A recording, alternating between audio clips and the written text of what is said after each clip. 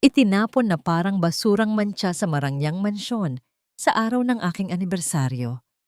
Habang pinagsisilbihan ng pamilyang humamak sa akin, isang malupit na paratang ang tumapos sa aking pagtitiis.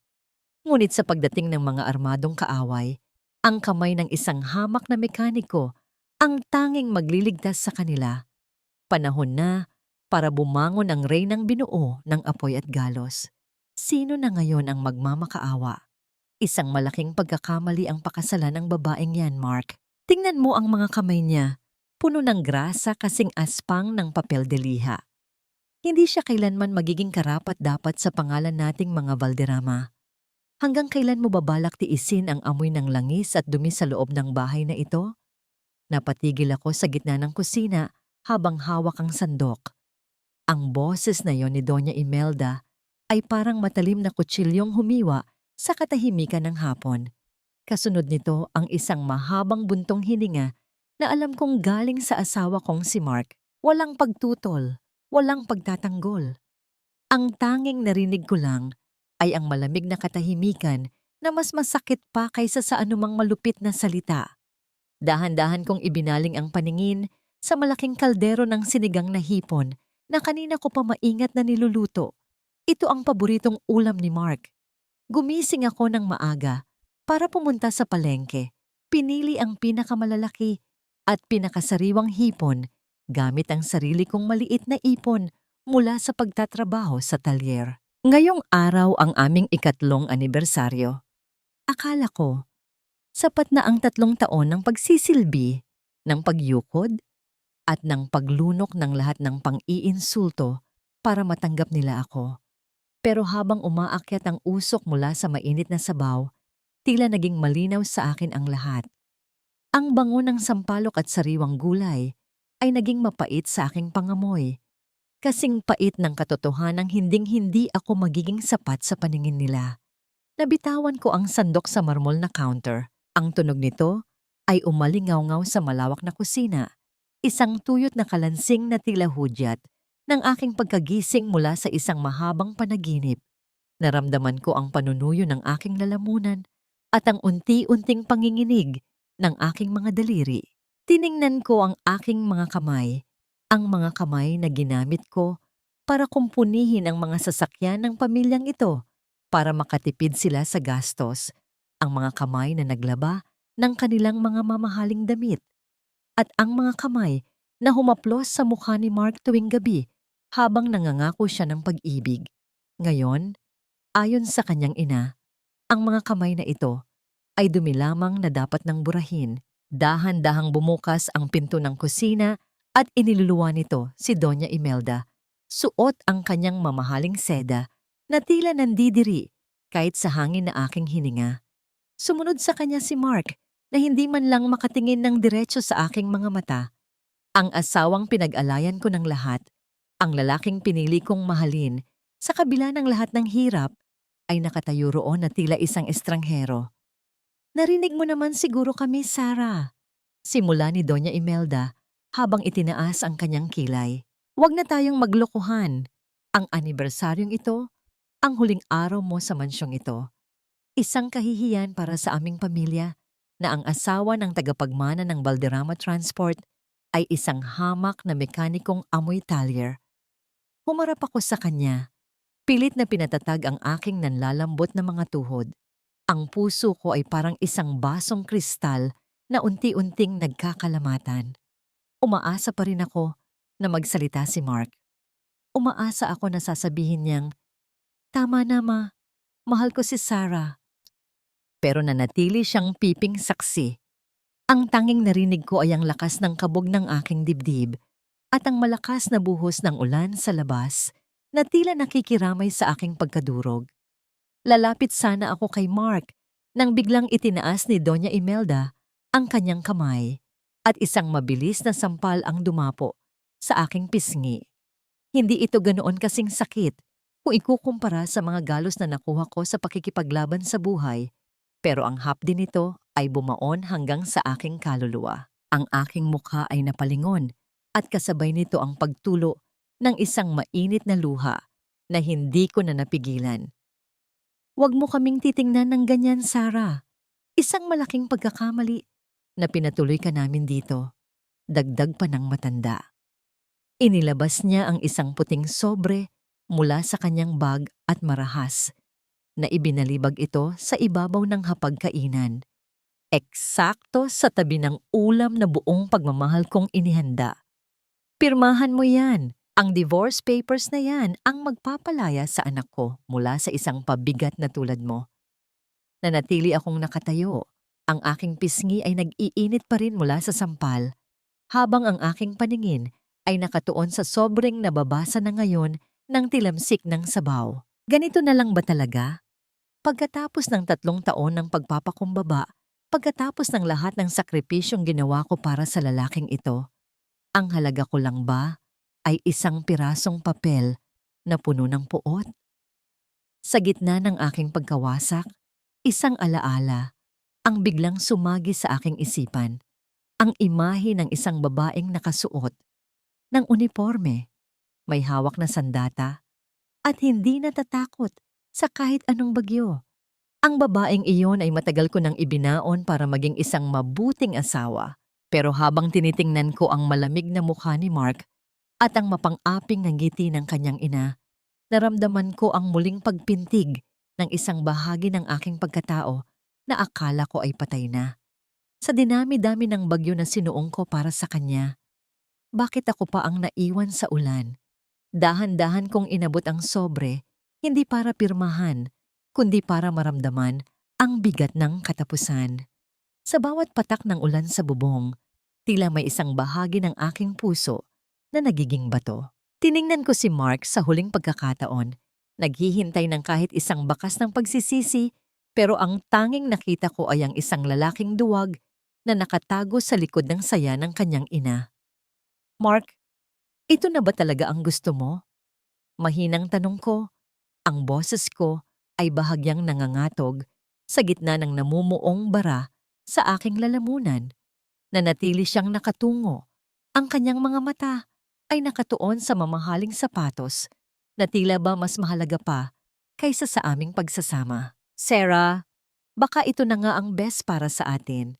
Sagot niya sa wakas, pero ang kanyang boses ay walang buhay, parang isang script na matagal nang isinulat ng kanyang ina. Hindi ka na masaya rito, at si Mama, hindi rin siya titigil hanggat hindi nangyayari ito.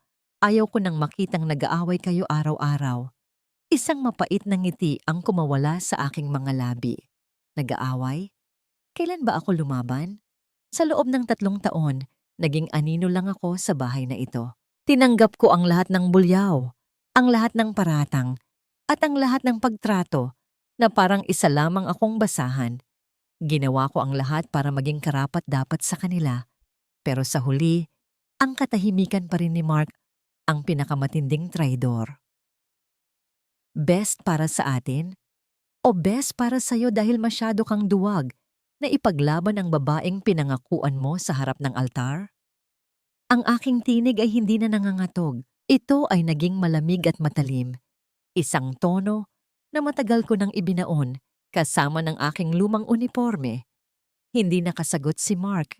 Sa halip, si Doña Imelda ang muling humalakhak ng mapang-api. Lumapit siya sa kalan at tiningnan ang kaldero ng sinigang na niluto ko. Kinuha niya ang sandok at dahan-dahang itinaas ito. Pagkatapos ay muling ibinuhos ang sabaw sa loob ng kaldero na tila ba nandidiri siya sa amoy nito.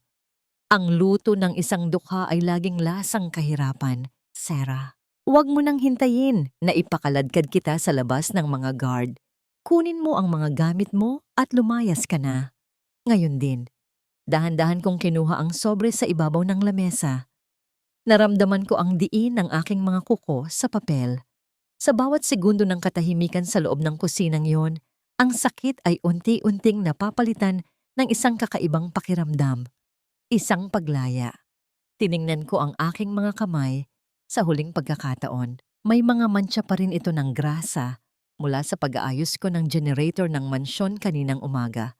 Para lamang hindi sila mainitan sakaling mawalan ng kuryente dahil sa bagyo.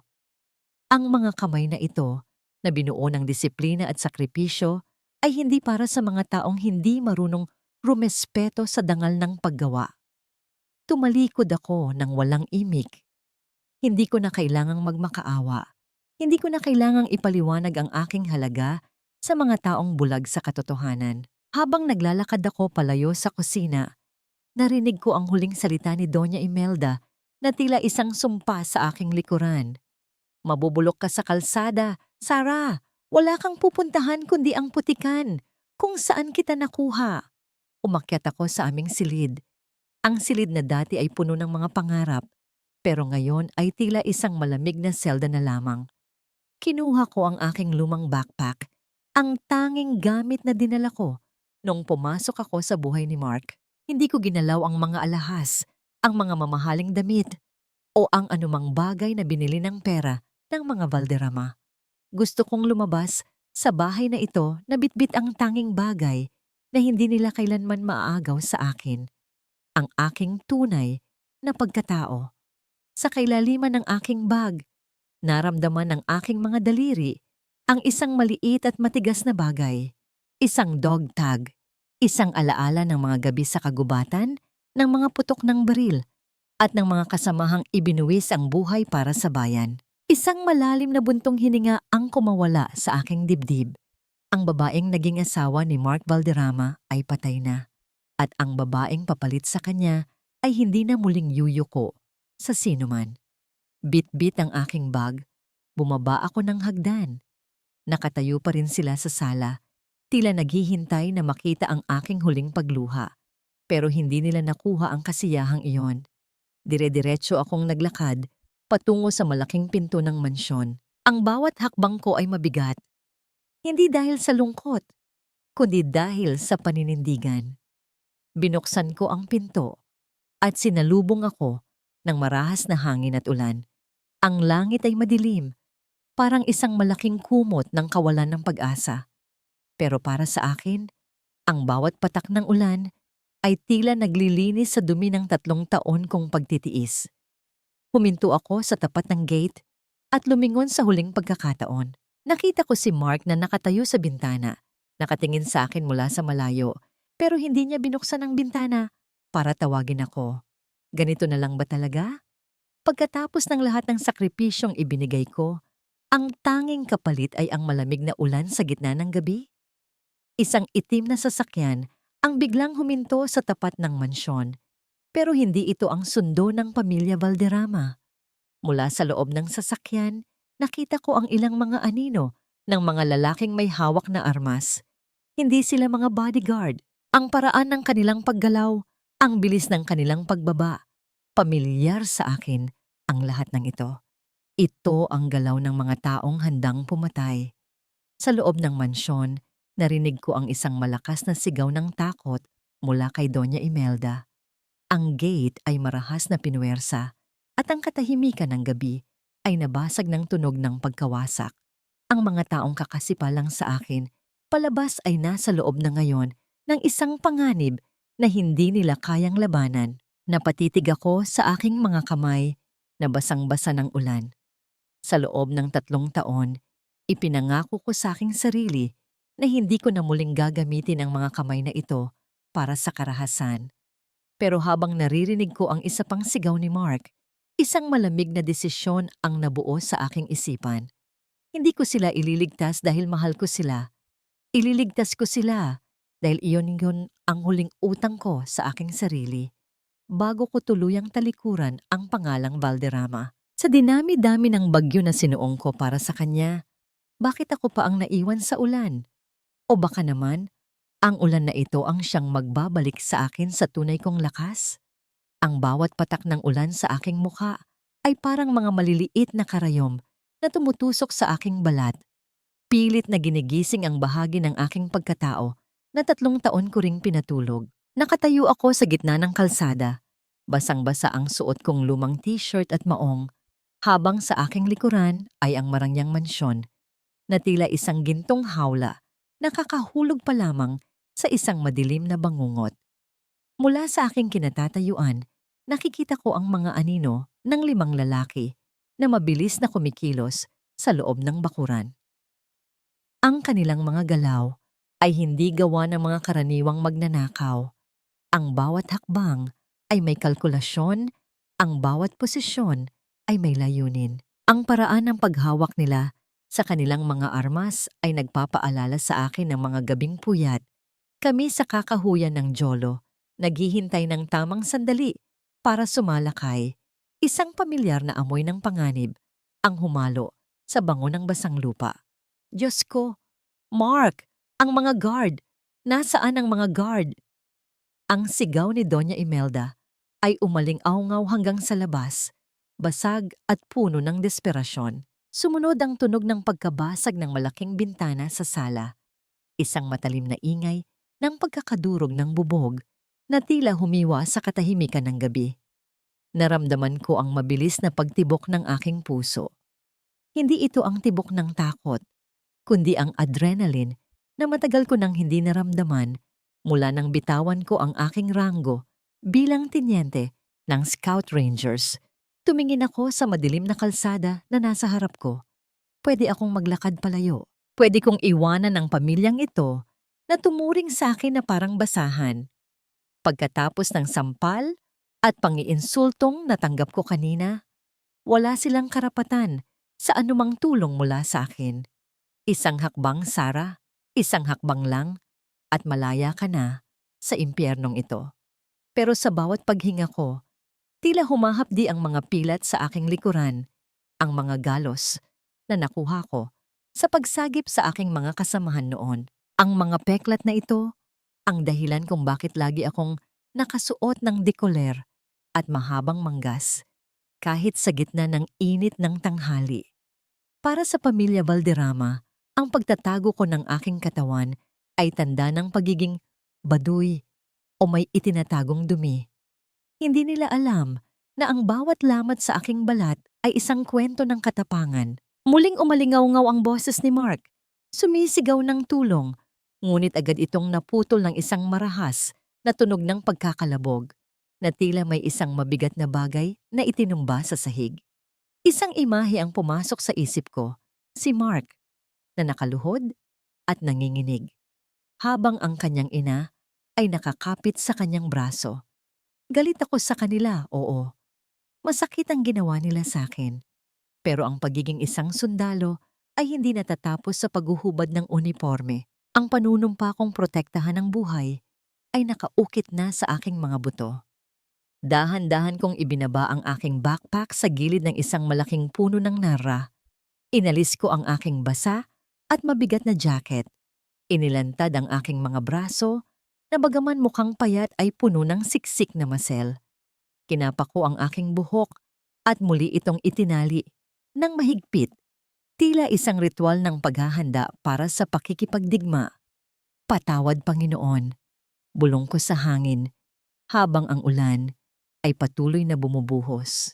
Sabi ko, hindi ko na ito gagawin muli. Pero hindi ko kayang talikuran ang mga taong walang laban kahit pa sila ang sumira sa puso ko. Hindi ako dumaan sa main gate. Alam kong may nakaabang doon. Sa halip, tinungo ko ang gilid ng pader kung saan ang mga sanga ng puno ng mangga ay nakalaylay. Sa isang maliksing talon at pagkapit, tila lumipad ang aking katawan paitaas. Ang bigat ng aking nararamdamang sakit ay napalitan ng isang malamig at matalas na focus. Ang bawat pandama ko ay naging sensitibo.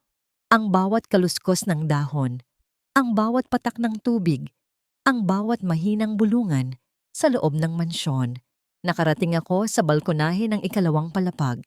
Mula rito, dahan-dahan akong sumilip sa loob. Nakita ko sila sa gitna ng sala. Si Mark ay nakadapa sa sahig. May bakas ng dugo sa kanyang labi. Si Doña Imelda naman ay nakaupo sa sofa. Maputla at naniningkit ang mga mata sa takot, habang ang isang lalaking nakamaskara ay itinututok ang baril sa kanyang mukha. Nasaan ang susi ng vault, matanda? Huwag mo kaming paglaruan. Alam naming nandito ang mga dokumento ng kumpanya at ang mga alahas ninyo, sabi ng lalaking tila leader ng grupo. Ang kanyang boses ay may halong pamilyar na tono. Isang bagay na nagpakunot ng aking noo. Sa gilid nakita ko si Bianca. Ang babaeng nais ipalit ni Doña Imelda sa akin. Nakatayo siya sa isang sulok, hindi nakagapos, at ang kanyang mukha ay walang bakas ng matinding takot. Sa halip, may isang maliit at mapanuring ngiti sa kanyang mga labi habang nakatingin sa nagmamakaawang si Mark. Isang malamig na hinala ang pumasok sa aking isipan.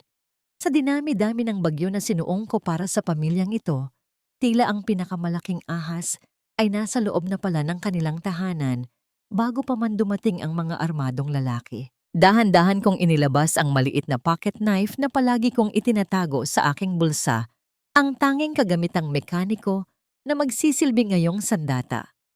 Ang aking kamay ay hindi na nanginginig. Ang aking mga mata ay hindi na lumuluha. Sa gabing ito, ang maruming mekaniko ay wala na. Ang tinyente ay nagbabalik. Pero bago ako kumilos, isang tanong ang gumambala sa akin. Bakit tila kilala ng leader ng mga bandido ang bawat sulok ng mansyong ito? At sino ang nagbigay sa kanila ng signal na wala ng mga guards sa paligid? Huwag kang mainip, Mark. Matatapos din ang lahat ng ito kung ibibigay niyo na ang hinihingi namin. Masyado kasing matigas ang ulo ng nanay mo. Ayaw pang bitawan ang mga papel na magpapasalba sa inyo. Ang boses na yon ay hindi galing sa sinumang magnanakaw. Iyon ay boses ni Bianca. Ang babaeng kanina lang ay tila isang anghel sa paningin ni Doña Imelda.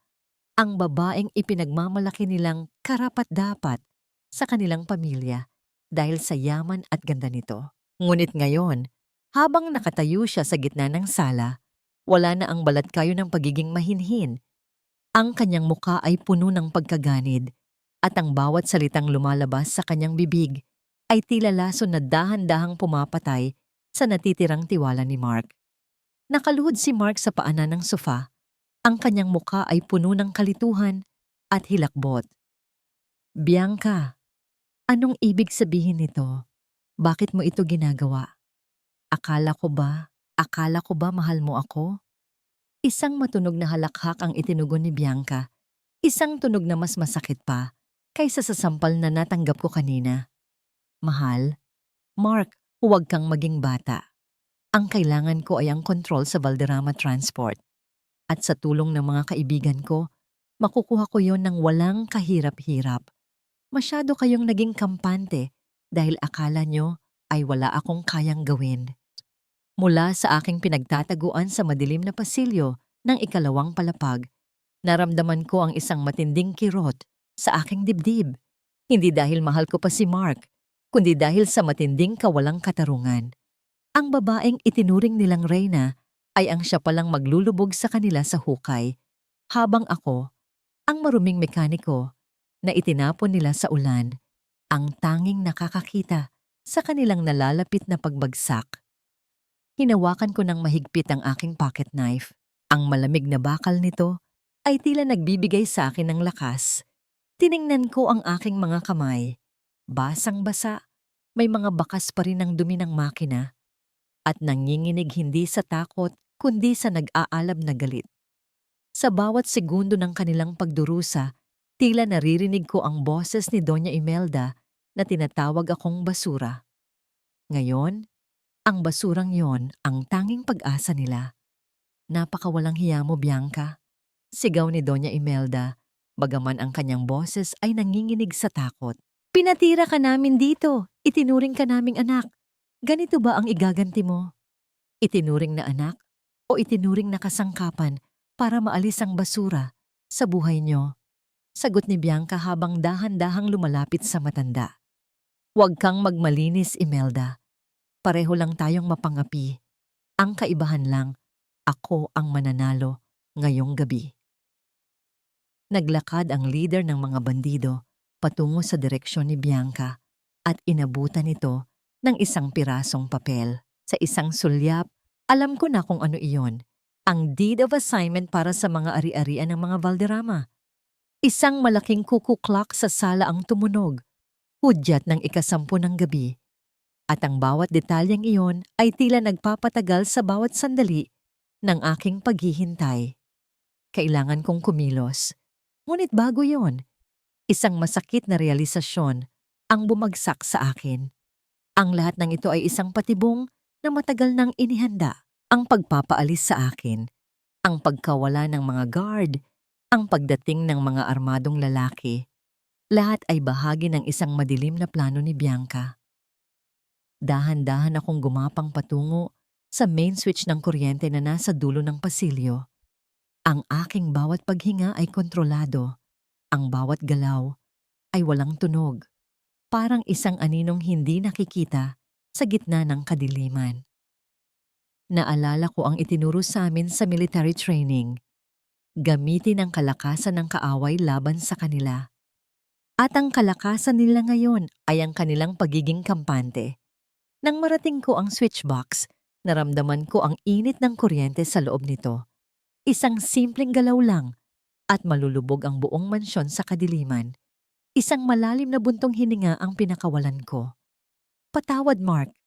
Patawad, Doña Imelda. Bulong ko sa aking sarili. Ito ang huling beses na gagamitin ko ang aking mga kamay para sa inyo. Hindi dahil karapat-dapat kayo, kundi dahil kailangang matapos ang kasamaang ito. Sa isang mabilis na paghila, nawala ang lahat ng ilaw. Ang mansyon ay binalot ng isang nakabibinging katahimikan at pusikit na kadiliman. Narinig ko ang mga sigaw ng gulat mula sa ibaba, ang tunog ng mga baril na kinakasa, at ang boses ni Bianca na puno ng pagkapraning. Anong nangyari? Sino ang nagpatay ng ilaw? Ayusin niyo ito ngayon din. Sa gitna ng kaguluhan, isang maliit na bagay ang nakita ko sa sahig. Isang litrato naming dalawa ni Mark na kinuha noong unang taon ng aming kasal. Nakatapak dito ang isa sa mga bandido. Nadumihan ang aming mga ngiting noon ay tila totoo. Isang matalim na ngiti ang sumilay sa aking mga labi. Ang sera na nasa litratong yon ay wala na. Ang natitira na lang ay ang mandirigmang handang maningil. Ngunit sa gitna ng dilim, naramdaman ko ang isang malamig na dulo ng baril na idiniin sa aking likuran. Huwag kang gagalaw, Sarah. Alam kong babalik ka.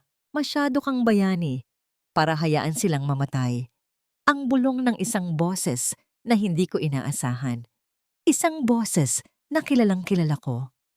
Sa dinami-dami ng bagyo na sinuong ko para sa pamilyang ito, bakit tila ang pinakamalakas na hampas ng hangin ay galing sa taong akala ko ay kaisa ko sa lahat? Kahit kailan, Sarah, hindi ka talaga natuto. Ang kabaitan mo, ang magiging hukay mo.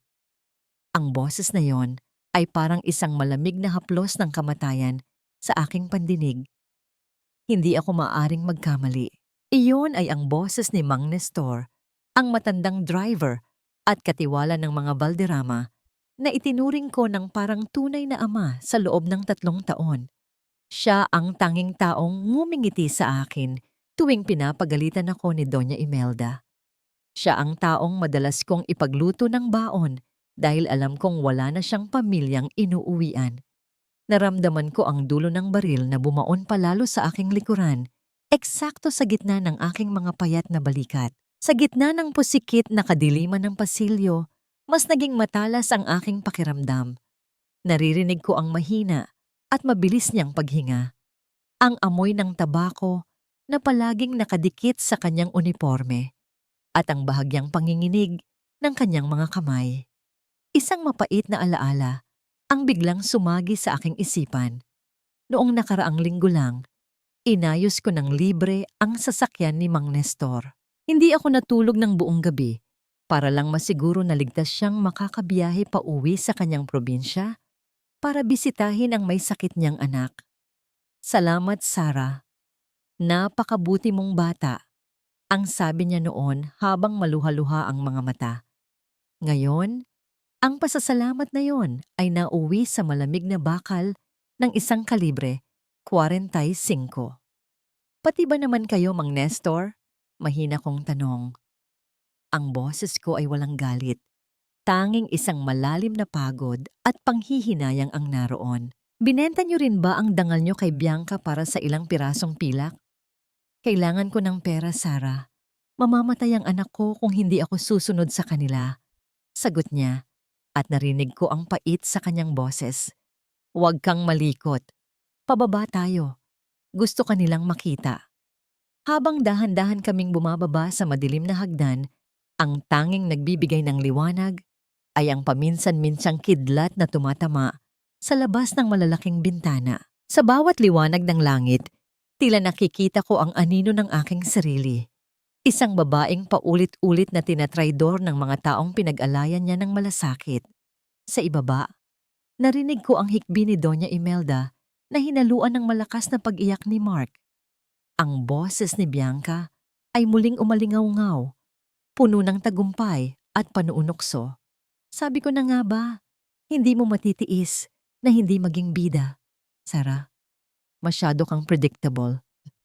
Nang makarating kami sa sala, muling nagliwanag ang paligid dahil sa mga flashlight na hawak ng mga bandido. Nakita ko si Mark na nakagapos na sa upuan. Ang kanyang mukha ay punong-puno ng luha at dugo. Nang makita niya ako, tila nagkaroon ng kaunting pag-asa sa kanyang mga mata.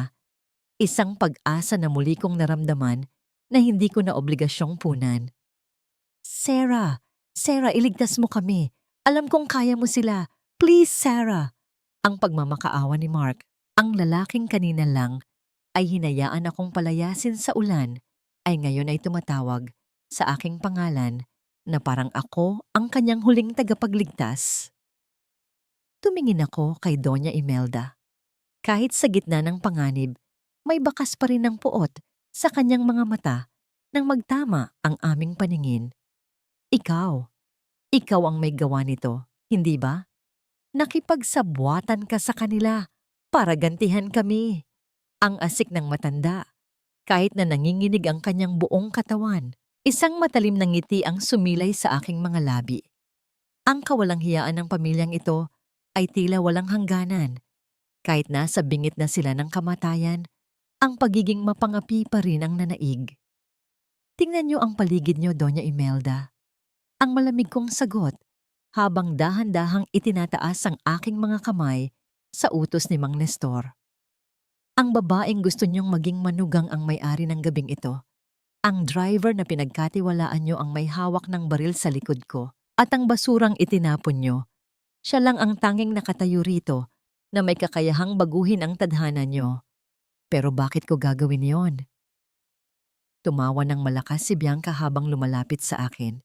Hinawakan niya ang aking baba at pilit na itiningala ang aking mukha. Masyado kang matapang para sa isang taong malapit ng mamatay, Sarah. O baka naman, hindi mo pa nararamdaman ang tunay na takot? Sa isang mabilis na galaw, kinuha ni Bianca ang isang bote ng mamahaling wine sa lamesa at dahan-dahang ibinuhos ang laman nito sa aking ulo. Ang malamig at malagkit na likido ay dumaloy sa aking mukha, humahalo sa ulan at pawis. Naramdaman ko ang pangiinsulto sa bawat patak, ang tila pagyurak sa huling natitirang dignidad na meron ako bilang tao. Iyan ang nararapat sa iyo. Isang basahan na nagmamarunong. Ang bulong ni Bianca sa aking tenga. Ngunit sa halip na umiyak o magmakaawa, naramdaman ko ang isang kakaibang katahimikan sa loob ng aking dibdib. Ang bawat patak ng alak ay tila naging gasolina na nagpaalab sa apoy na matagal ko nang kinikimkim. Ang scout ranger na si Sarah ay hindi natatakot sa alak, sa baril, o sa traidor. Tapos na ba ang palabas mo, Bianca?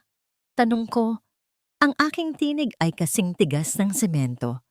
Dahil kung tapos na, sisimulan ko na ang sa akin. Bago pa makasagot si Bianca, isang malakas na kulog ang yumanig sa buong mansyon. Sa sandaling iyon, ang hawak ni Mang Nestor sa kanyang baril ay bahagyang lumuwag dahil sa gulat. Iyon ang pagkakataong hinihintay ko. Sa loob ng isang segundo, tila bumagal ang takbo ng mundo. Naramdaman ko ang bawat hibla ng aking muscle na naghanda para sa isang pagsabog ng lakas. Ang tanging tanong na lang ay kung sapat ba ang aking natitirang lakas para suungin ang bagyong ito ng mag-isa. Liit-liit na mga piraso ng bubog ang kumalat sa sahig nang sipain ko ang lamesa patungo sa dalawang bandido. Ngunit sa gitna ng kaguluhan, isang boses ang narinig ko Mula sa labas, isang boses na nagpatigil sa tibok ng aking puso. Sugod, walang ititira. Hindi ito ang boses ng pulis at hindi rin ito ang boses ng mga tauhan ni Bianca. May pangatlong grupo na dumating at sa pagkakataong ito, tila wala na talagang ligtas. Patay ng lahat ng saksi. Walang ititira kahit isa. Ang boses na yon ay hindi nagmumula sa isang hamak na magnanakaw o isang babaeng naghahangad ng yaman. Iyon ay boses ng isang taong sanay sa digmaan. Sa bawat salitang binitawan niya, tila nagkaroon ng yelo sa loob ng mansyon. Ang mga tauhan ni Bianca na kanina lang ay nagmamayabang ay biglang binalot ng takot. Ang mga flashlight na hawak nila ay nagsimulang manginig at sa bawat kislap ng liwanag, nakita ko ang pagdating ng mga anino. Mga lalaking nakasuot ng full tactical gear, mga professional na pumatay na tila lumabas mula sa kailaliman ng lupa.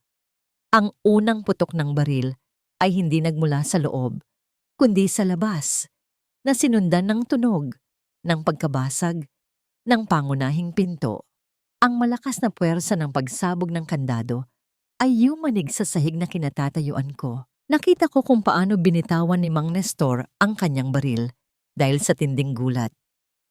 Ang lalaking kanina lang ay nagtataksil sa akin ay ngayon ay nakaluhod na sa sahig, nanginginig at umiiyak na parang bata.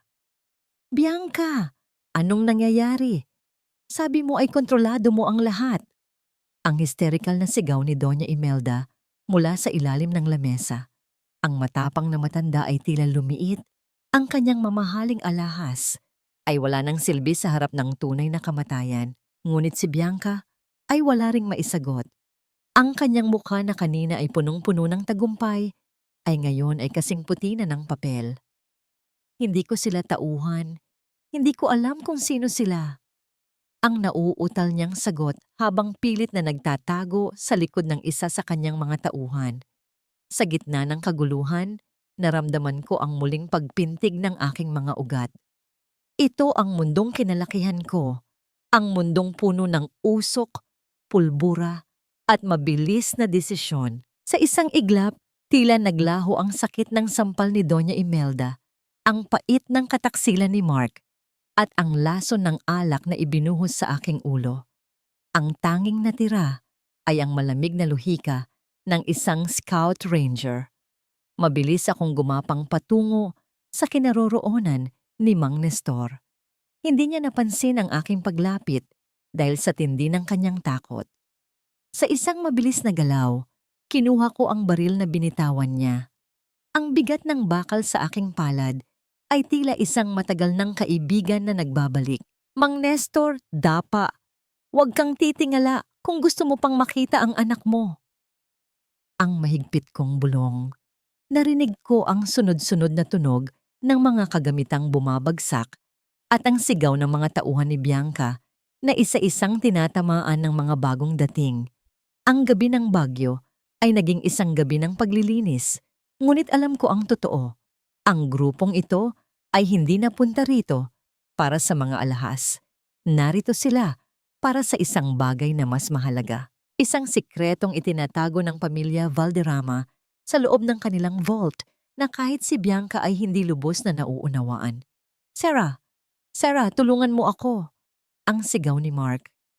Nakita ko siyang pilit na kumakawala sa kanyang mga gapos habang ang isang bala ay tumama sa vase na nasa tabi ng kanyang ulo.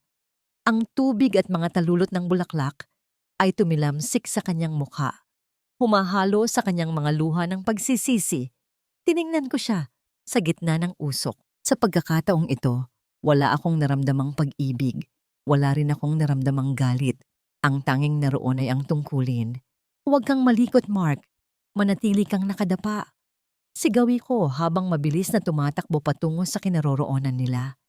Sa gitna ng aking pagtakbo, isang anino ang humarang sa aking daan. Isang lalaking may hawak na assault rifle. Ang kanyang mga mata ay nakatitig sa akin sa likod ng kanyang maskara. Alam kong sa loob ng isang segundo, hihilahin niya ang gatilyo. Ngunit ang Teniente Sara ay hindi basta-basta susuko. Gamit ang aking momentum, Dumausdos ako sa madulas na sahig na nababasa ng ulan at alak. Itinutok ko ang hawak kong baril at sa isang mabilis na pagpindot, naramdaman ko ang recoil na tumama sa aking balikat. Ang lalaki ay natumba. Ang kanyang baril ay tumilapon palayo. Hindi ko na hinintay na makabangon siya. Narating ko ang kinaroroonan ni Doña Imelda at Mark. Hinawakan ko ang matanda sa kanyang braso at pilit na hinila patungo sa kusina, ang tanging lugar na may matitibay na pader at madaling depensahan. Sumunod kayo sa akin kung gusto ninyong mabuhay. Ang utos ko na walang puwang para sa pagtutol. Si Doña Imelda, na dati ay hindi man lang ako matingnan ng diretso, ay ngayon ay nakakapit ng mahigpit sa aking braso. Ang kanyang mga kuko ay bumaon sa aking balat. Sarah, patawarin mo ako. Iligtas mo kami. Ang bulong niya. Ang kanyang boses ay tila isang maliit na batang nawawala. Nang makarating kami sa kusina, mabilis kong itinulak ang malaking refrigerator para harangan ang pinto. Hinarap ko silang dalawa habang ang aking mga mata ay patuloy na nagbabantay sa bawat galaw sa labas. Makinig kayo ng mabuti, ang sabi ko. Ang aking boses ay kalmado ngunit puno ng awtoridad. Ang grupong yon ay hindi titigil hanggat hindi nila nakukuha ang hinahanap nila. Bianca sold you out, but even she didn't know who she was dealing with. Tumingin ako kay Mark na ngayon ay nakatingin sa akin na tila noon lang niya ako nakita ng totoo.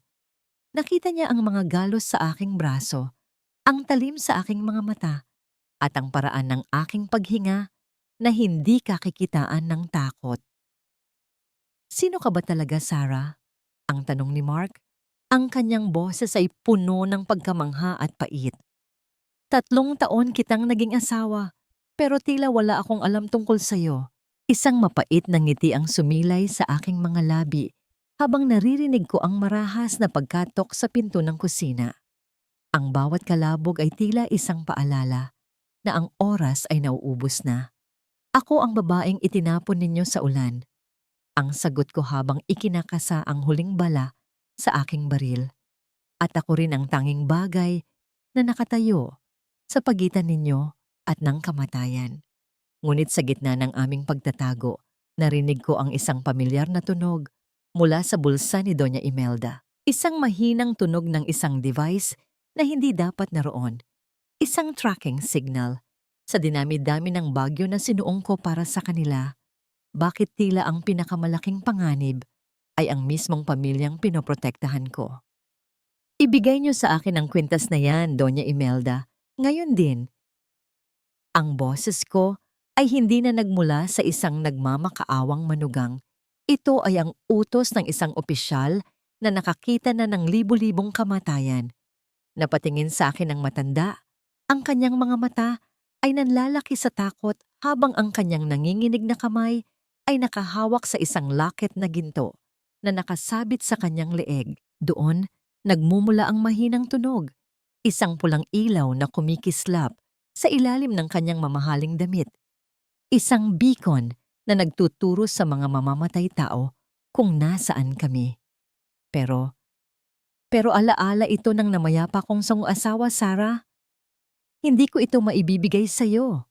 Ang hikbi ni Doña Imelda, pilit na itinatago ang alahas sa loob ng kanyang palad.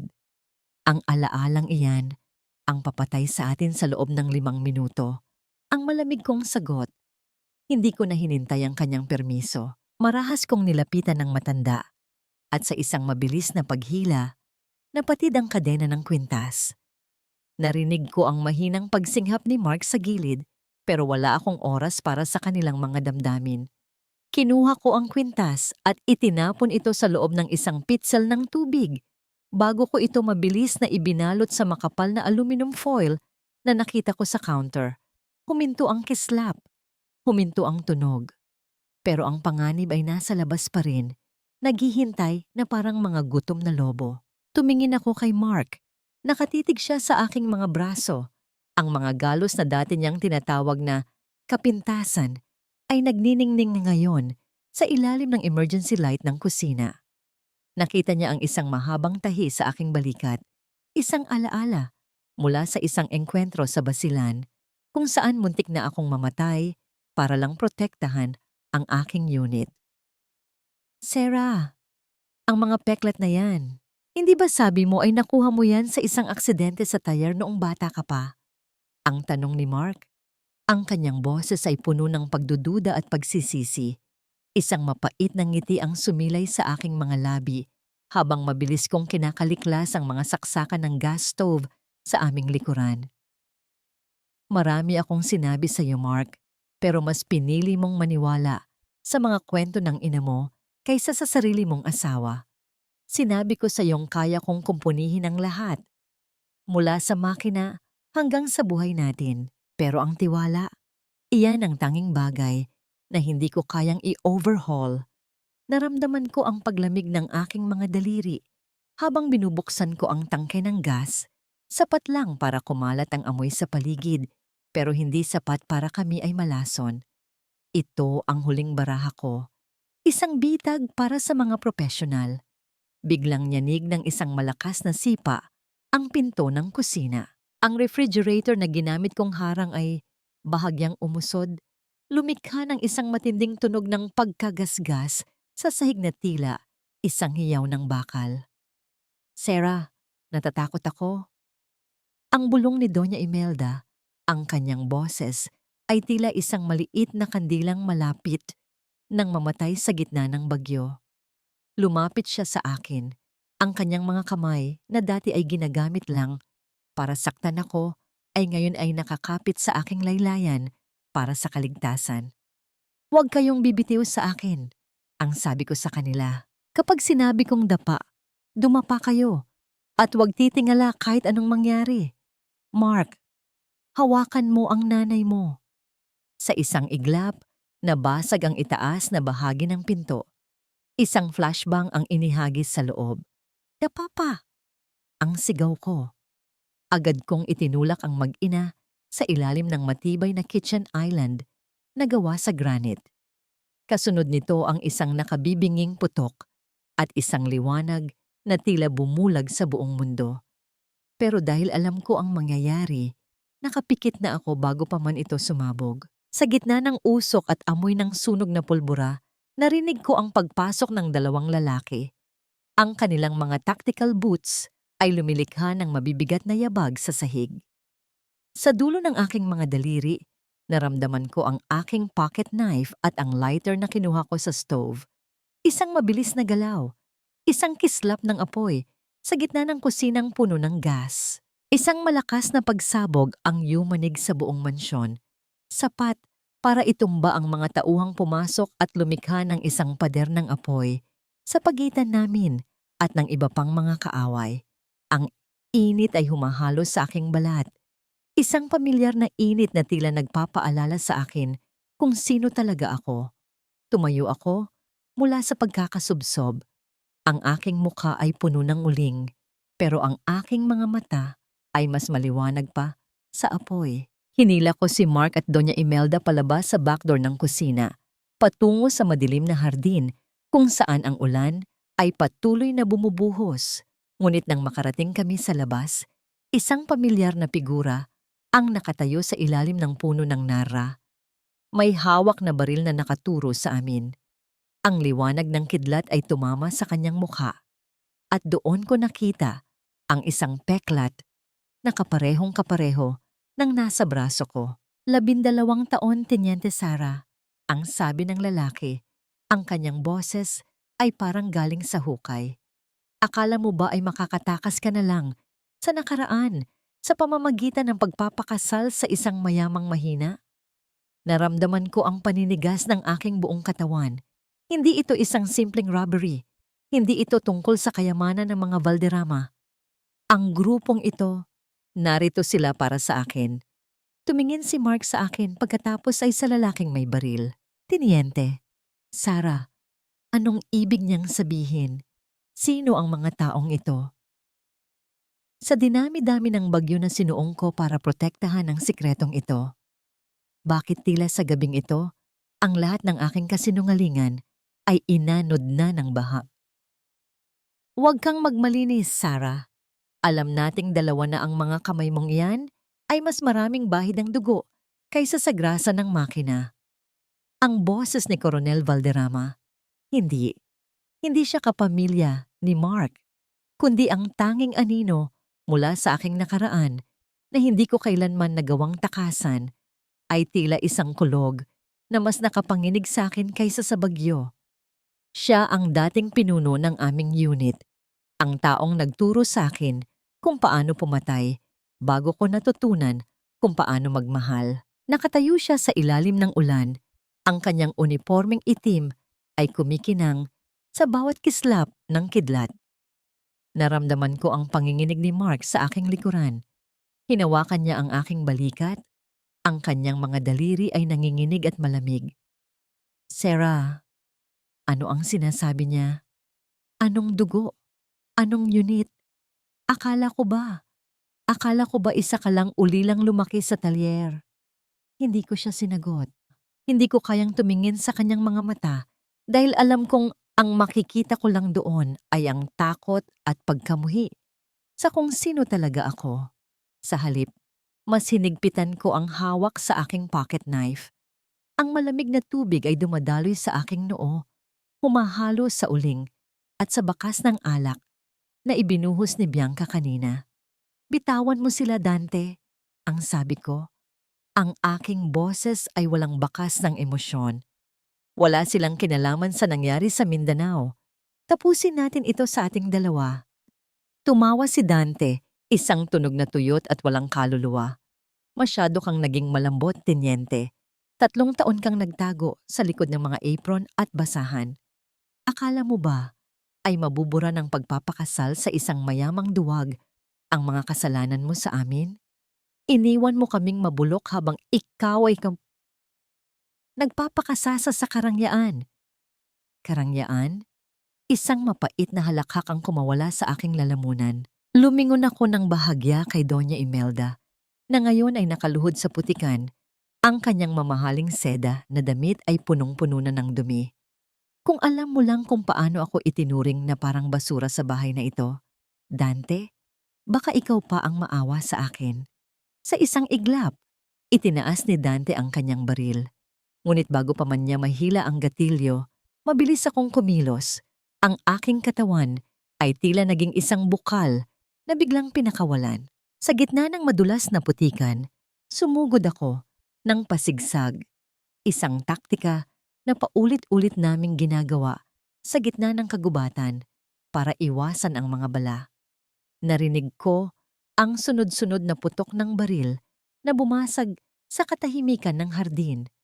Ang bawat bala ay tumatama sa mga puno ng mangga, nagpapatalsik ng mga dahon at balat ng kahoy.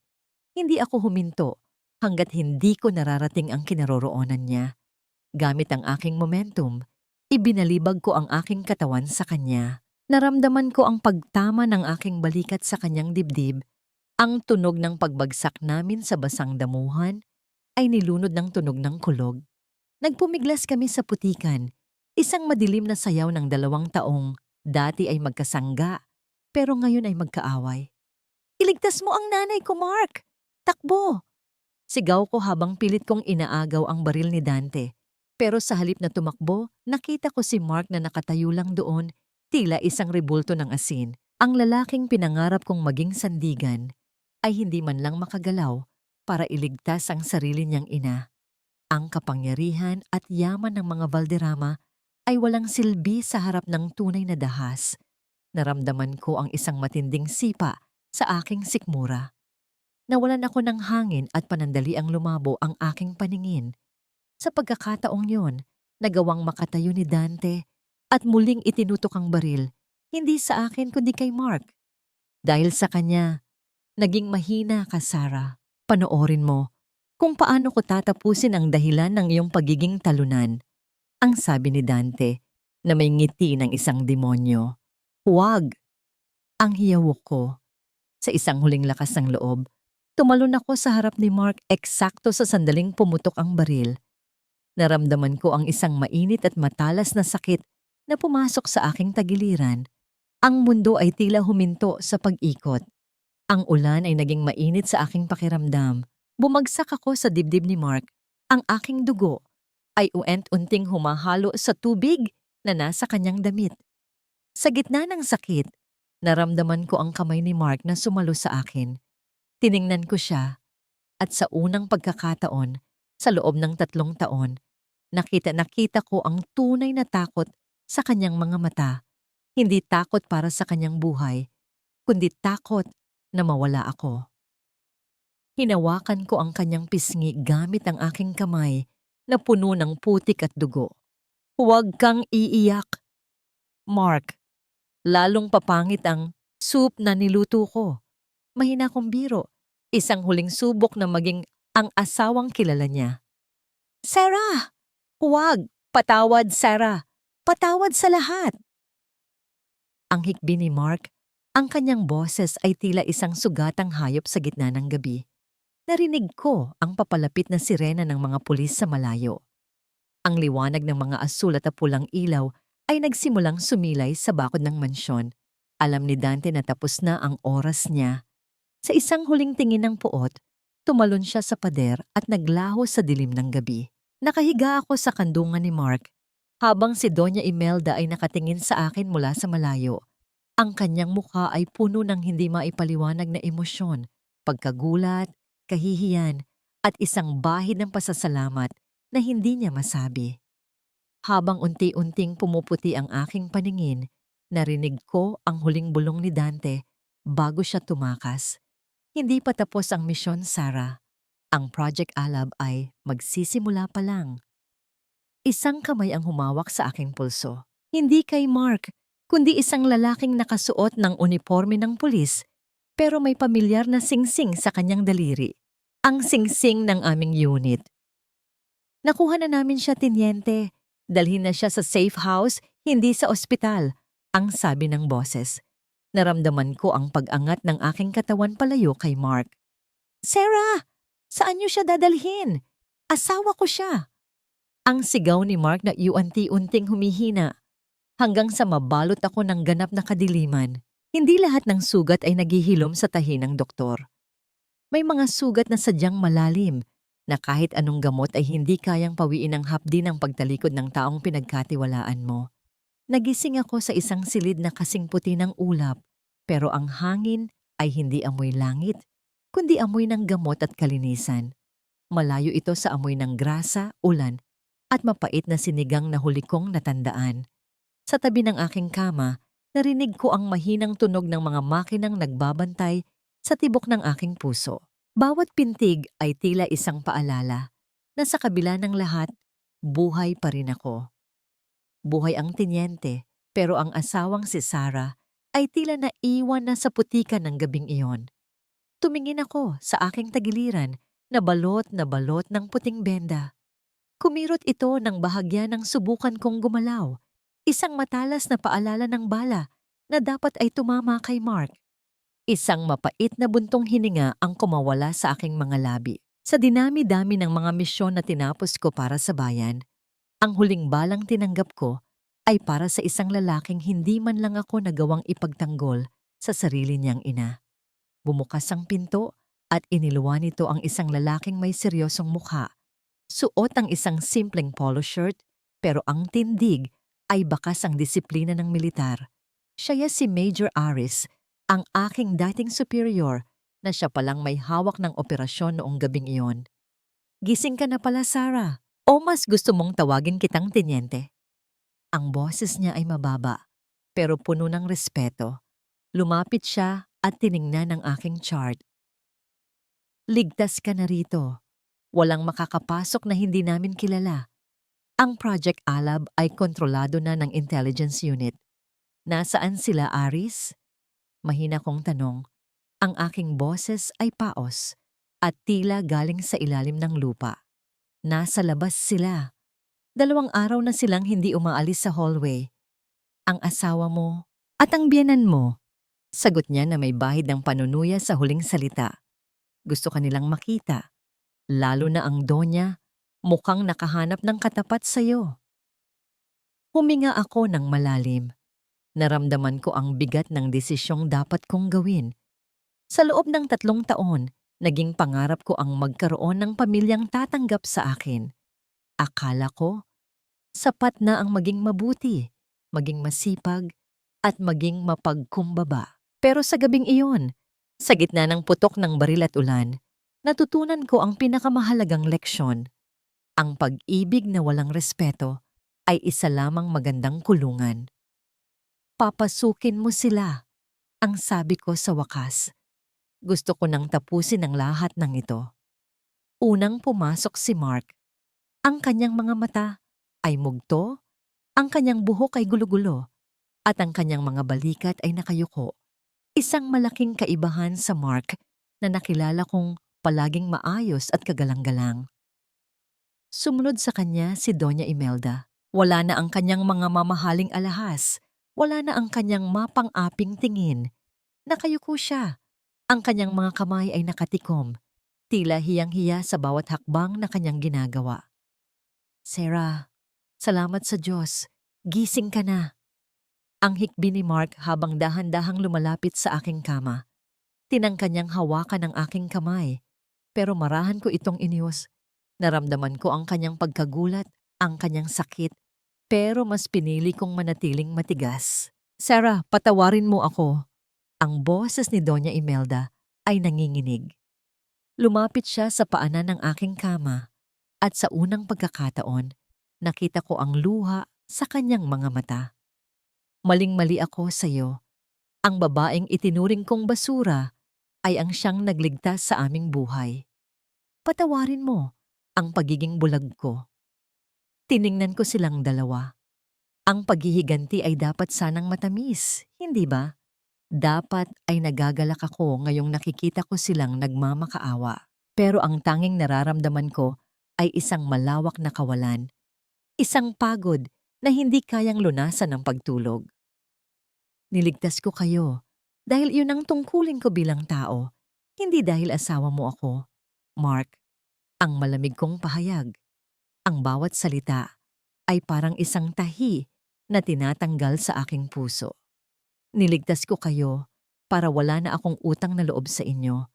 Para pagkatapos ng araw na ito, malinis na ang konsensya ko. Anong ibig mong sabihin, Sarah? Magpagaling ka muna. Uuwi na tayo sa mansyon. Ako na ang mag-aalaga sa'yo.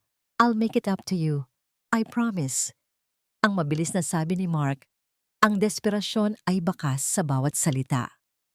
Dahan-dahan kong itinaas ang aking kaliwang kamay. Sa ilalim ng puting ilaw ng ospital, nagniningning ang simpleng gintong singsing na ibinigay ni Mark noong araw ng aming kasal. Gamit ang aking nanginginig na mga daliri, dahan-dahan ko itong hinugot mula sa aking payat na daliri. Ang bawat sentimetro ng paggalaw ng singsing ay tila isang malaking pasanin na uwant-unting nawawala sa aking balikat. Nang tuluyan itong matanggal, inilapag ko ito sa palad ni Mark. Ang tunog ng metal sa kanyang balat ay tila isang pinal na tuldok sa aming kwento. Tapos na tayo, Mark. Ang Sarah na mekaniko, ang Sarah na naging alila sa bahay niyo, ay namatay na noong gabing itinapon niyo siya sa ulan. Ang sabi ko, habang diretso ang tingin sa kanyang mga mata. Ang tinyenteng kaharap niyo ngayon ay wala ng puwang sa isang pamilyang hindi marunong magpahalaga sa dangal. Sarah, please! Bigyan mo ako ng isa pang pagkakataon. Ang pagmamakaawa ni Mark, lumuhod siya sa tabi ng aking kama. Umiiyak na parang isang batang nawawalan ng laruan. Mark, hindi mo ako mahal. Mahal mo lang ang ideya na may isang taong palaging nandoon para sa'yo kahit gaano mo pa siya tratuhin ng masama. Pero tapos na yon. Ang huli kong sabi, bago ako tumingin kay Aris. Palabasin mo na sila. Gusto ko nang magpahinga. Nang mailabas na sila ng mga security, binalot muli ang silid ng katahimikan. Pero hindi ito ang katahimikan ng kalungkutan. Ito ang katahimikan ng isang bagong simula. Bago tuluyang lumabas si Aris, inabutan niya ako ng isang maliit na folder. Ito ang mga dokumentong nakuha namin sa vault ni Bianca. Mukhang hindi lang ikaw ang may sikreto sa pamilyang Valderrama, Sarah. Ang tatay ni Mark, hindi siya namatay sa aksidente. Binuksan ko ang folder At doon ko nakita ang isang lumang litrato. Ang tatay ni Mark, kasama ang aking ama. Parehong nakasuot ng uniforme at may hawak na isang itim na briefcase. Isang katotohanan ang sumampal sa akin na mas masakit pa kaysa sa sampal ni Doña Imelda. Ang pagtatagpo namin ni Mark ay hindi isang aksidente. Lahat ay bahagi ng isang plano na nagsimula pa bago pa man ako ipanganak. Hindi pa pala ako nakakalabas sa ulan. Bulong ko sa aking sarili habang ang aking mga kamay ay muling nanginig, hindi sa takot, kundi sa isang bagong nag-aalab na layunin. Ang mga kamay na dati ay marumi sa grasa at bahid ng dugo, ngayon ay hawak na ang sarili kong tadhana. Hindi na ako ang babaeng kailangang sumunod sa bawat utos. Ako na ang susulat ng sarili kong kwento. 3 taon na ang nakalipas mula ng gabing iyon. Ang gabing tila kinuha ng ulan ang lahat sa akin, pero ibinigay naman ang aking kalayaan. Narito ako ngayon sa isang maliit na bayan sa baybay ng Batangas, malayo sa marangyang mansyon ng mga Valderrama, malayo sa usok ng lungsod, at malayo sa mga anino ng aking nakaraan sa militar.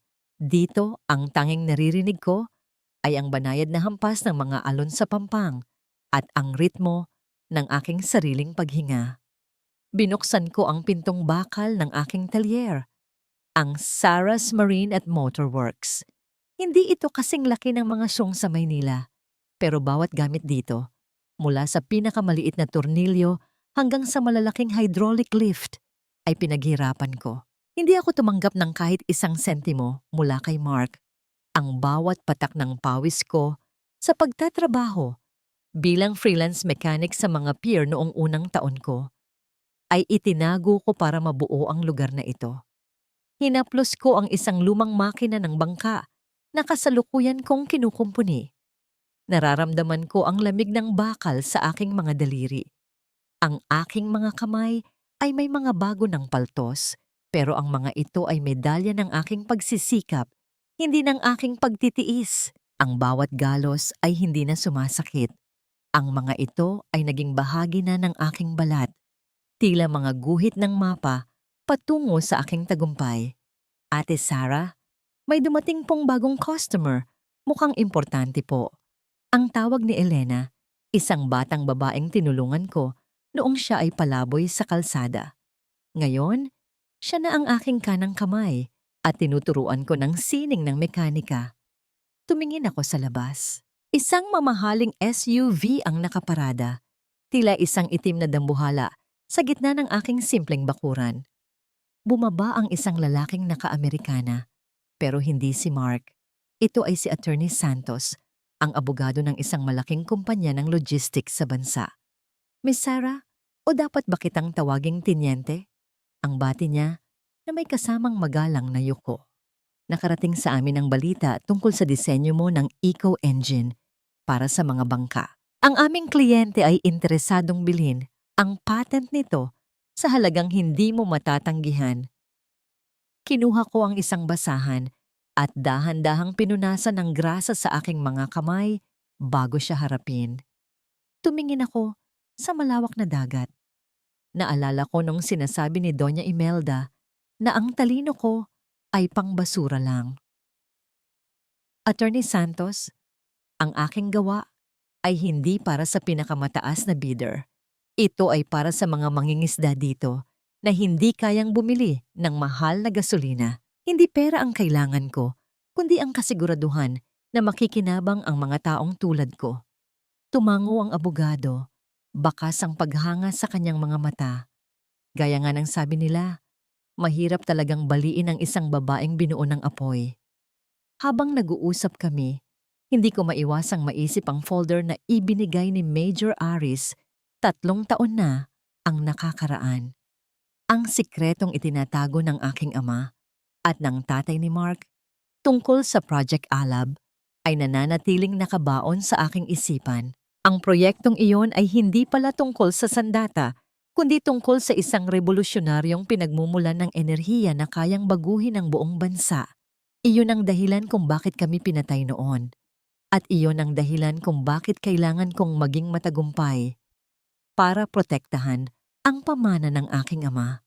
Sa kabilang dako, nabalitaan ko sa mga dyaryo na ang Valderrama Transport ay unti-unti nang bumabagsak. Ang kanilang mga lumang makina ay madalas nang masira at ang kanilang reputasyon ay nadungisan na ng mga isyu ng korupsyon na dinala ni Bianca bago ito tuluyang nakulong.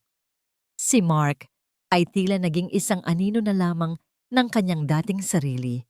Palaging nakikita sa mga bar, sinusubukang lunurin ang kanyang pagsisisi sa alak. Isang gabi, habang nag-aayos ako ng aking mga gamit, isang pamilyar na amoy ng pabango ang humalo sa amoy ng krudo. Lumingon ako at nakita ko ang isang babaeng nakatayo sa may pintuan. Ang kanyang buhok ay maputi na at ang kanyang mukha ay puno ng mga linya ng pagdurusa.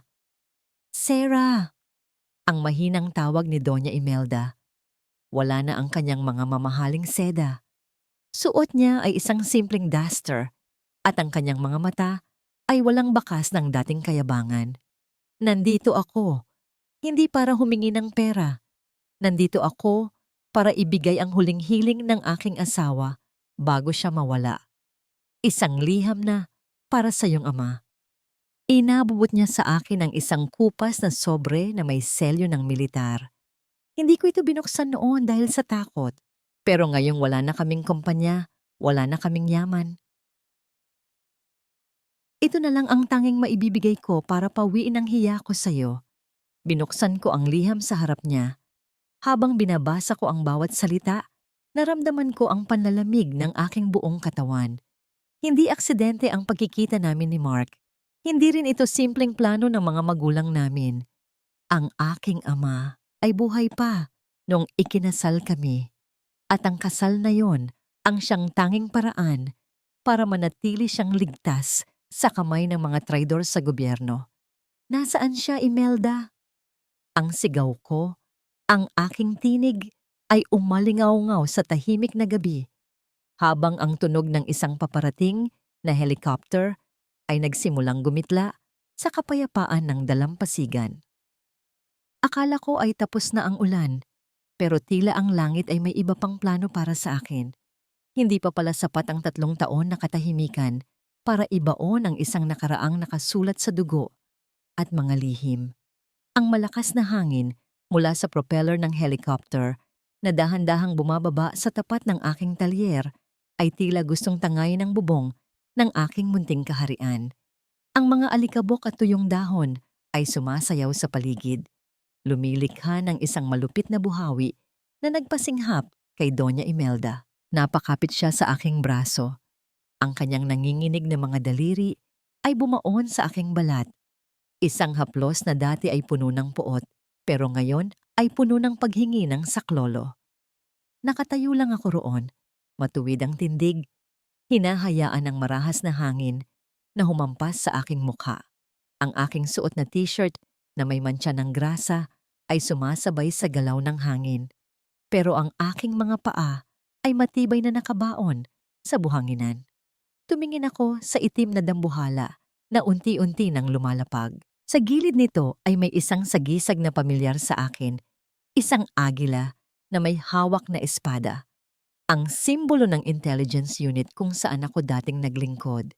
Bumukas ang pinto ng helicopter at iniluwa nito ang isang lalaking nakauniforme, puno ng mga medalya sa kanyang dibdib. Hindi si Major Aris, ito ay si General Luna, ang taong itinuturing na kanang kamay ng aking ama noong panahon ng digmaan.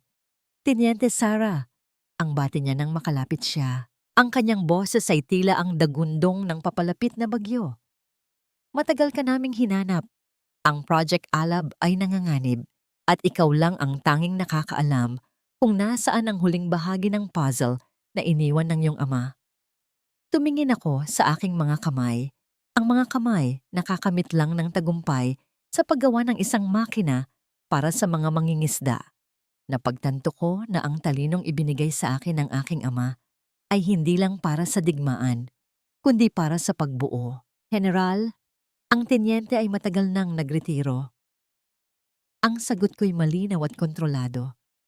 Ang kaharap ninyo ngayon ay isang mekaniko, isang taong naghahangad ng katarungan para sa mga pamilyang matagal nang napag-iwanan. Kalmado ang aking tinig, ngunit may bigat na hindi kayang yuyurakan ng anumang ranggo o titulo. Napalingon ako kay Doña Imelda. Nakaluhod na siya sa buhangin, hawak ang isang liham na unti-unting nababasa ng lupa. Habang nilalamon ng putik ang mga salita, para ring unti-unting nabubura ang kapangyarihang matagal niyang inangkin. Sa sandaling iyon, hindi sigaw ang nanaig, kundi ang tahimik na katotohanang ang hustisya ay dumarating kahit walang putok o dahas. Ang katotohanang ang asawa niya ay namatay para protektahan ang aking ama, at ang katotohanang itinuring niya akong basura ay tila isang malaking pader na gumuho sa kanyang harapan. Ang kahihiyan sa kanyang mga mata ay mas masakit pa kaysa sa anumang sampal na ibinigay niya sa akin noon. Sarah, ang aking anak, si Mark, ang nauutal na sabi ni Doña Imelda. Sa sandaling iyon, isang mamahaling sasakyan ang mabilis na huminto sa labas ng bakod. Bumaba si Mark, ang kanyang suot na tuxedo ay gulo-gulo. Ang kanyang muka ay punong-puno ng pawis at pait. Nang makita niya ang helicopter, ang mga sundalo, at ang kanyang ina na nakaluhod sa paanan ko, tila tumigil ang mundo para sa kanya. Sarah! Ang sigaw ni Mark habang pilit na lumalapit, pero agad siyang hinarang ng dalawang armadong sundalo. Anong nangyayari dito? Ma, bakit ka nandyan? Tiningnan ko si Mark mula sa malayo. Ang lalaking dati ay tinitingala ko bilang aking mundo. Ngayon ay tila isang maliit na langgam sa gitna ng isang higanteng labanan. Nakita ko ang pagkamangha at ang matinding pagsisisi sa kanyang mga mata nang makita niya ang respeto na ibinibigay ng isang general sa babaeng dati niyang hinayaang apihin. Mark, huwag kang lalapit. Ang malamig kong utos. Ang mundong ito ay hindi para sa iyo. Manatili ka sa loob ng iyong mga opisina at mga bar. Dahil dito, ang tanging currency na tinatanggap ay ang katapatan at sakripisyo, mga bagay na wala ka. Humarap ako muli kay General Luna. Sasama ako sa inyo, pero hindi bilang inyong tinyente. Sasama ako bilang si Sarah, ang reyna ng mga kalsada na kukuha sa katarungang matagal nang ipinagkait sa aking ama. Bago ako sumakay sa helicopter, may iniabot na maliit na tracker si General Luna sa akin. Hindi lang kami ang naghahanap sa iyo, Sarah. Si Bianca, nakatakas siya sa kulungan kagabi at may kasama siyang mga taong mula sa safe house na pinagdalhan sa iyo noon. Naramdaman ko ang paglamig ng aking dugo. Ang trahedya ng nakaraan ay tila isang anino na ayaw akong tantanan. Habang umaangat ang helicopter, nakita ko ang imahe ni Mark na nakatayo sa dalampasigan, mag-isa at talunan, habang ang hangin mula sa aming pag-alis ay tuluyang nagpataob sa kanyang marupok na mundo. Habang nasa itaas kami, binuksan ni General Luna ang isang video monitor. Doon, nakita ko ang isang silid na puno ng mga monitor at isang lalaking nakatalikod, nakaupo sa isang wheelchair. Nang dahan-dahan siyang lumingon, ang aking puso ay tila tumigil sa pagtibok. Ang kanyang mukha ay puno ng mga tahi, pero ang kanyang mga mata ay pamilyar. Welcome back, anak, ang sabi ng boses mula sa monitor. Panahon na para tapusin natin ang sinimulan nating apoy. Ngunit sa likod ng aking ama, nakita ko ang isang figurang may hawak na baril. Dahan-dahang itinatapat ito sa kanyang ulo. Isang mukha na hindi ko inaasahan. Ang akalang patay na ay muling nabuhay, pero ang muling pagkabuhay na ito ay may dalang mas matinding pait. Sa bawat pagtibok ng puso ng aking ama sa screen, tila bawat sugat ko noong nakaraang 3 taon ay muling bumubuka. Nagtatanong kung bakit kailangan nating dumaan sa ganitong uri ng apoy. Nakatitig ako sa monitor sa loob ng helicopter habang ang ingay ng hangin sa labas ay tila isang malungkot na oyayi. Ang mukha ng aking ama, ang lalaking iniyakan ko gabi-gabi, ang lalaking naging inspirasyon ko sa bawat laban, ay naroon. Matanda na at puno ng hapdi, pero ang kanyang mga mata ay nananatiling matibay. Ngunit sa likod niya, ang aninong may hawak ng baril ay uent-unting nagpakita ng mukha. Hindi si Bianca, hindi rin si Dante. Ang taong may hawak ng baril ay si Major Aris, ang taong nagligtas sa akin noong gabing iyon sa mansyon, ang taong pinagkatiwalaan ko ng aking mga lihim. Aris, bakit? Ang bulong ko. Ang aking tinig ay halos hindi marinig sa gitna ng dagundong ng helicopter. Naramdaman ko ang panlalamig ng aking mga daliri. Ang bawat tulong na ibinigay niya noon, ang bawat malasakit, ay isa palang mahabang paghahanda para sa sandaling ito. Masyado kang naging madamdamin, Sarah. Ang boses ni Aris ay naririnig ko sa speaker ng monitor. Malamig at walang bahid ng pagsisisi. Ang Project Alab ay hindi dapat mapunta sa mga mangingisda o sa mga mahihirap. Ito ay kapangyarihan, Sarah. At ang kapangyarihan ay para lamang sa mga taong marunong gumamit nito. Hinawakan ko ang aking lumang dog tag na nakasabit sa aking leeg, ang tanging bagay na hindi ko kailanman inalis. Kahit noong nagtatrabaho ako sa talyer, naramdaman ko ang init ng metala sa aking balat. Isang paalala na kahit gaano pa kadumi ang mundo, ang dangal ko ay nananatiling busilak. General Luna, ibaba niyo ako sa safe house. Ngayon din, ang utos ko, ang aking tinig ay punoong awtoridad na hindi matatanggihan. Mapanganib, Teniente, maaari naming bombahin ang lugar na yon, ang babala ni General Luna. Hindi niyo gagawin yon dahil ang susi ng Project Alab ay wala sa aking ama. Wala rin sa mga dokumento. Ang sagot ko habang diretso ang tingin sa monitor, direkta sa mga mata ni Aris. Ang susi ay nasa mga kamay na ito. Ang mga kamay na tinuruan ng aking ama na bumuo, hindi lang pumatay. Habang papalapit ang helicopter sa isang abandonadong bodega, sa gitna ng kagubatan, nakita ko ang paligid na puno ng mga tauhan ni Aris. Ito na ang huling laban. Ang laban para sa katarungan ng aking ama at ang laban para sa aking sariling kalayaan. Bumaba ako mula sa helicopter gamit ang isang lubid. Ang aking mga galaw ay mabilis at walang pagkakamali. Ang bawat pag-indayog ng aking katawan sa hangin ay tila isang paglaya mula sa lahat ng sakit na idinulot ng mga Valderrama. Nang lumapat ang aking mga paa sa lupa, sinalubong ako ng amoy ng luma at kalawang. Isang pamilyar na amoy na tila nagsasabing narito na ako sa tamang lugar. Pumasok ako sa loob ng bodega nang walang dalang anumang armas, tanging ang aking talino at ang aking paninindigan. Nakita ko si Aris na nakatayo sa tabi ng aking ama. Sa kabilang dulo, nakita ko si Bianca, nakagapos, sugatan, at umiiyak. Mukhang kahit siya ay naging biktima rin ng mas malaking laro ni Aris. Narito na ako, Aris. Bitawan mo ang ama ko. Ang sabi ko habang dahan-dahang lumalapit.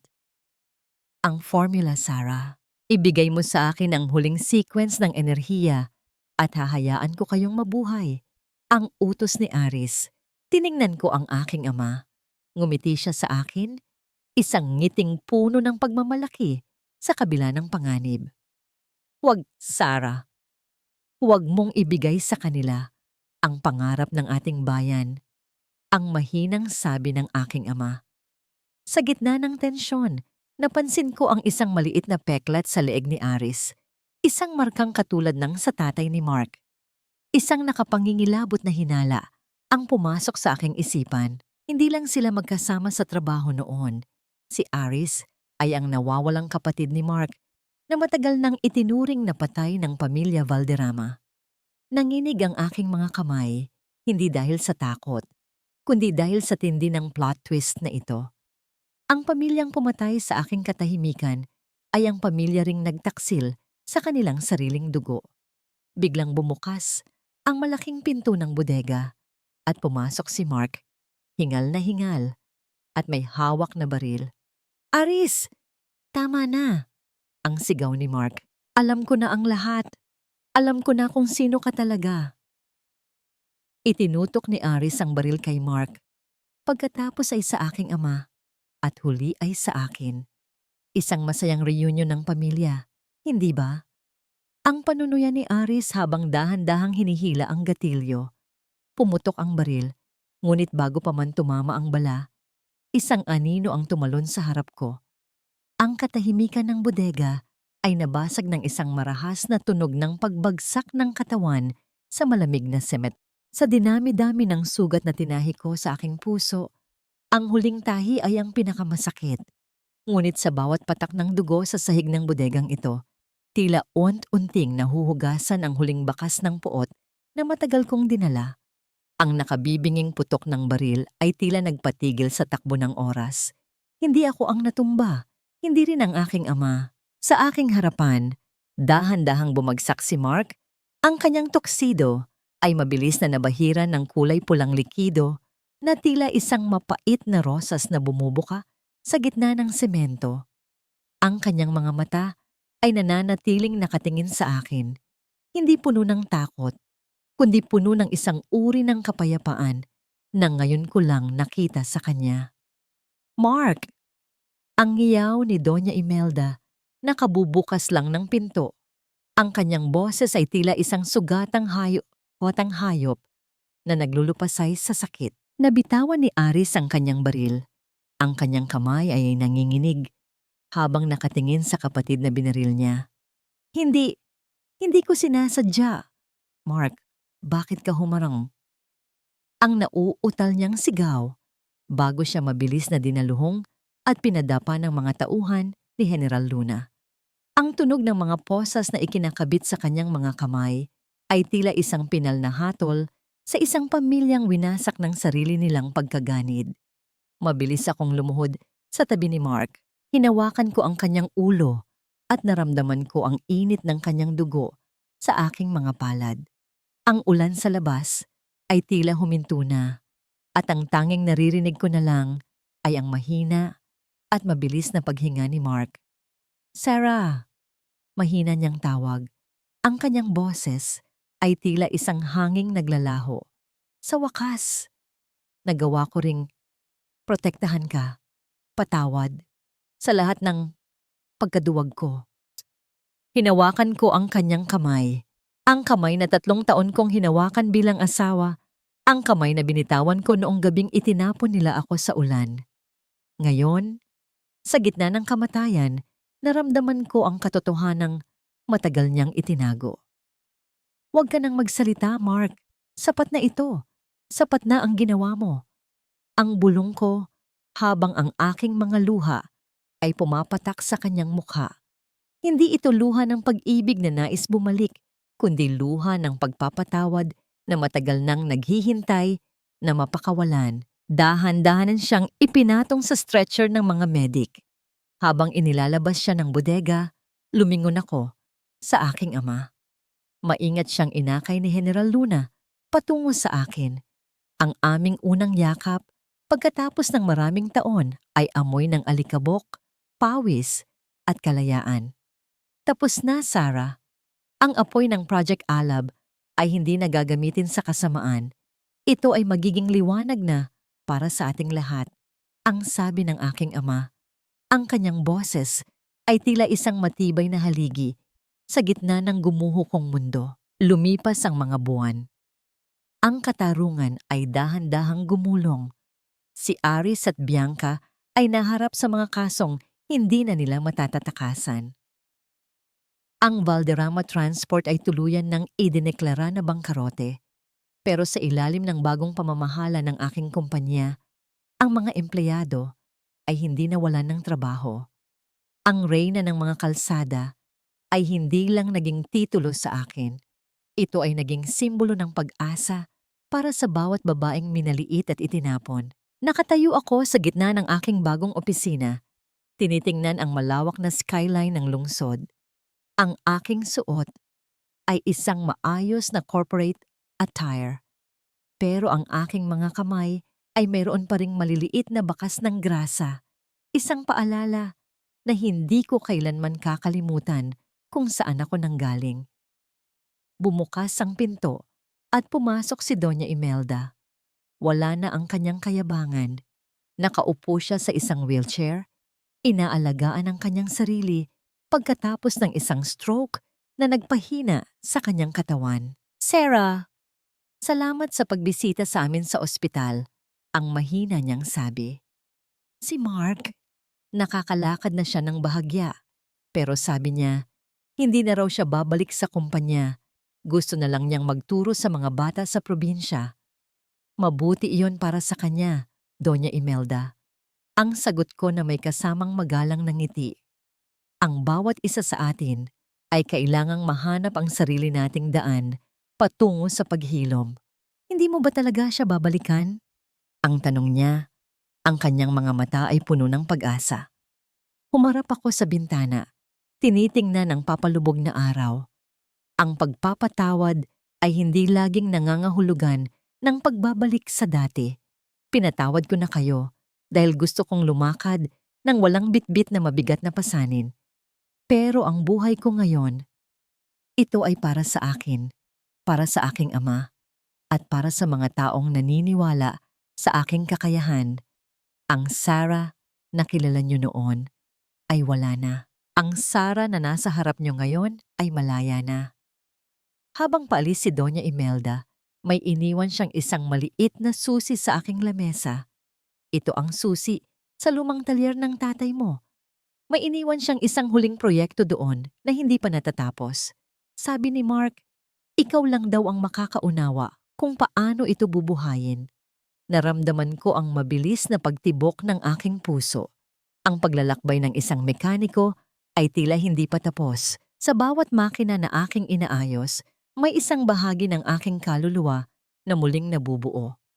Tinungo ko ang lumang talyer sa ilalim ng dilim ng gabi. Nang buksan ko ang pinto, sinalubong ako ng amoy ng kalawang at alaala. Sa gitna ng silid, may isang sasakyang balot ng puting tela. Nang hawiin ko ito, nakita ko ang isang prototype ng isang sasakyang hindi gumagamit ng krudo, kundi ng purong enerhiya mula sa tubig. Ngunit sa upuan ng driver, may nakapatong na isang maliit na sapatos ng sanggol at isang note na sulat kamay ni Mark para sa ating magiging kinabukasan kung sakaling may puwang pa ang isang tulad ko. Napatitig ako sa sapatos. Ang lihim ng aking nakaraan ay nagbunga ng isang bagong buhay na hindi ko pa handang harapin. Isang liwanag mula sa labas ang tumama sa aking mukha. Hudyat ng isang bagong umaga. Ang dagat ay kalmado na. Kasing payapa ng aking kalooban habang pinagmamasdan ko ang papalubog na araw sa dalampasigan ng Batangas. Ang kulay kahel na langit ay tila isang dambuhalang painting na nagpapaalala sa akin na pagkatapos ng bawat madilim na bagyo, laging may pangako ng isang bagong umaga. Wala na ang amoy ng pulbura, wala na ang hapdi ng sugat sa aking tagiliran, at wala na ang bigat ng puot na 3 taon kong dinala sa aking dibdib. Naramdaman ko ang marahang paghaplos ng hangin sa aking buhok, bitbit ang amoy ng asin at kalayaan. Sa di kalayuan, narinig ko ang masayang tawanan ng mga mangingisda na gumagamit na ngayon ng aking inimbentong Alab engine. Ang pangarap ng aking ama na magbigay ng liwanag sa bayan ay hindi na lamang isang lihim na dokumento.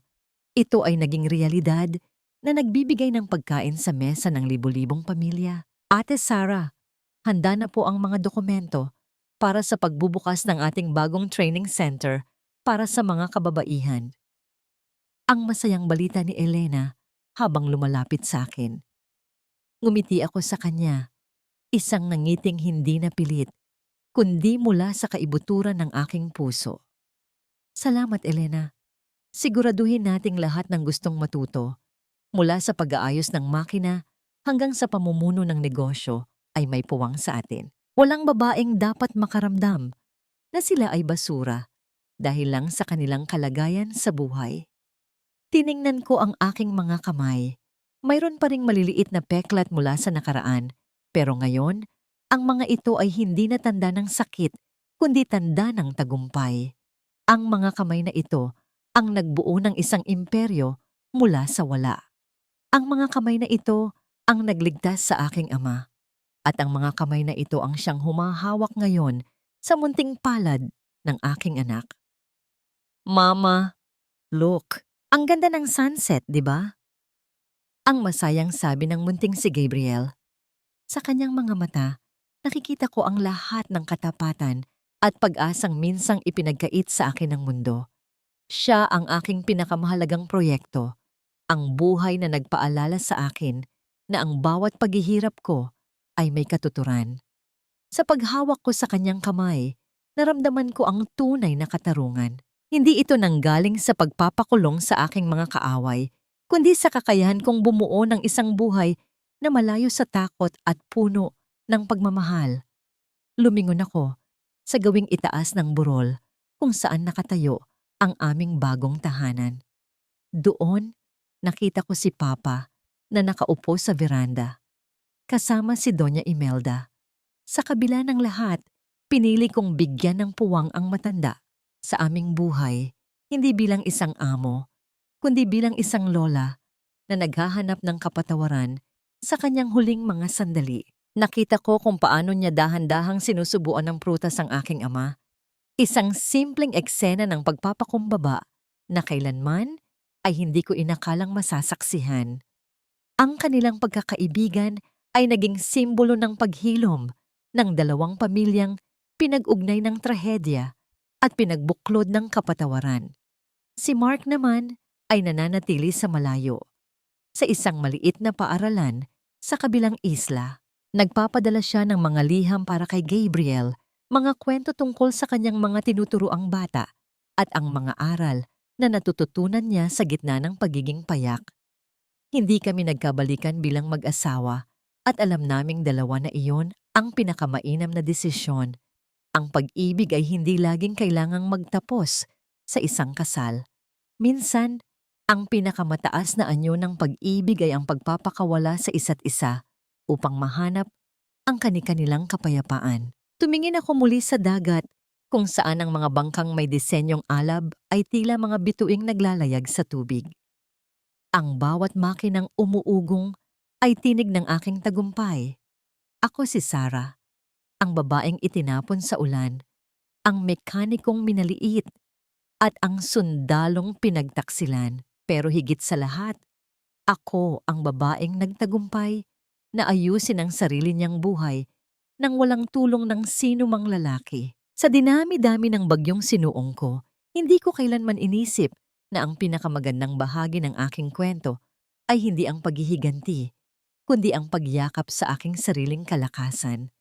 Ngayon, habang hinihila ako ni Gabriel patungo sa pampang para maglaro sa buhangin, alam kong tapos na ang aking laban. Hindi na ako kailangang magtago sa ilalim ng grasa o sa likod ng mga armas. Ang aking mga galos ay hindi na mga peklat ng digmaan, kundi mga guhit ng aking kalayaan. Ang gabi ay dahan-dahang lumalapit, pero wala na ang takot sa dilim. Dahil sa bawat pintig ng aking puso, naroroon ang liwanag ng isang bukas na ako mismo ang bumuo. Ang reyna ng mga kalsada ay nakauwi na sa kanyang tunay na tahanan, sa piling ng kanyang sarili, ng kanyang anak, at ng isang bukas na puno ng pag-asa.